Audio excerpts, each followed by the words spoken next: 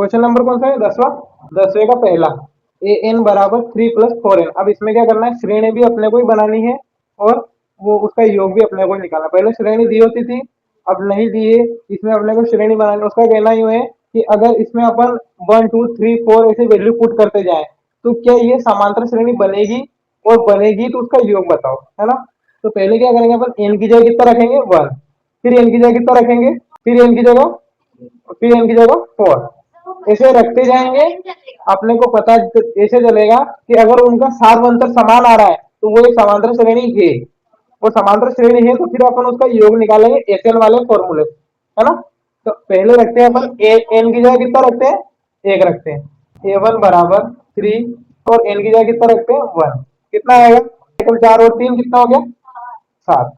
ए to की जगह कितना रख, एन की जगह कितना रखते हैं 2, ये 4 दूना 8 और 3 कितना हो गया, 8 और 3 11 बराबर 3 प्लस, और यहाँ कितना रखे 3 बराबर 4 3 कितना हो गया 12, और 3 कितना हो गया 15, 4 3 प्लस 4, और यहाँ कितना रखेंगे 4, 4 चौक कितना हो गया 16, 16 और 18 19। अपने पास टोटल 4 पद आ गए हैं, बहुत है इसमें।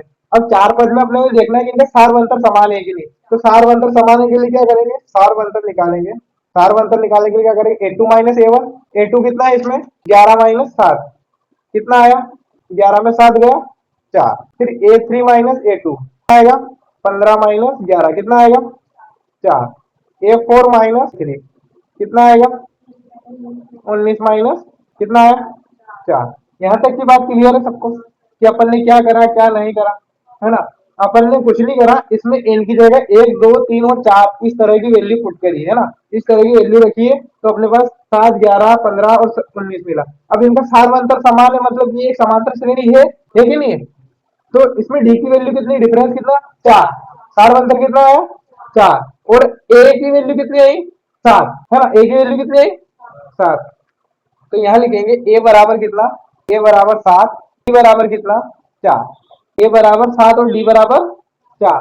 अपने को निकालना है एस एन की वैल्यू निकालनी, किसकी वैल्यू निकालनी है, एस एन बराबर एन बटे 2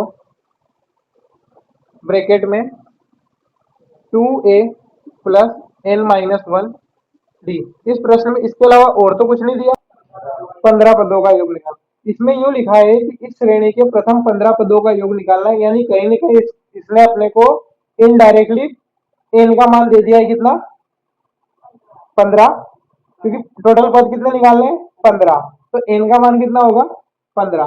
तो अपन यहाँ उसको लिख सकते हैं एन बराबर 15, सबसे पहली ही जगह दिया है एन बराबर 15, है ना। तो यहाँ एन की जगह कितना आएगा 15, एन की जगह कितना लिखेंगे 15। टू ए का मान कितना आया, ए का मान कितना आया 7, प्लस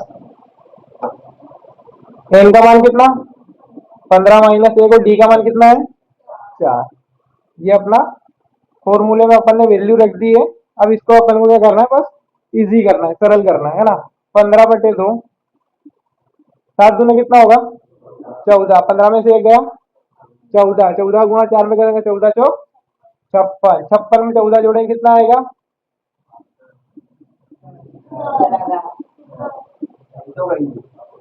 56 में 14 जोड़ेंगे कितना आएगा 70, पक्का 70 को 2 से काटेंगे कितना आएगा 35, है ना। और 15 गुणा 35 में करेंगे तो 15 5 75 की 5 हासिल 7, और 15 से 45 और 7 52 के 22, है ना। एस 15 की वैल्यू कितनी आ गई, यानी कि इस श्रेणी के प्रथम 15 पदों का योग कितना है 525। और आपको इसी तरह का इसका सेकंड सवाल है, उसमें भी इस प्रकार के इक्वेशन दे रखी है, उसमें 1 2 3 वैल्यू रखनी है, उसके बाद इस तरह से सोल्व करना है। तो वो आप सोल्व करके लाना मेरे, ठीक है। हाँ, इसको नोट कर लो, यहीं पे अपना सवाल खत्म।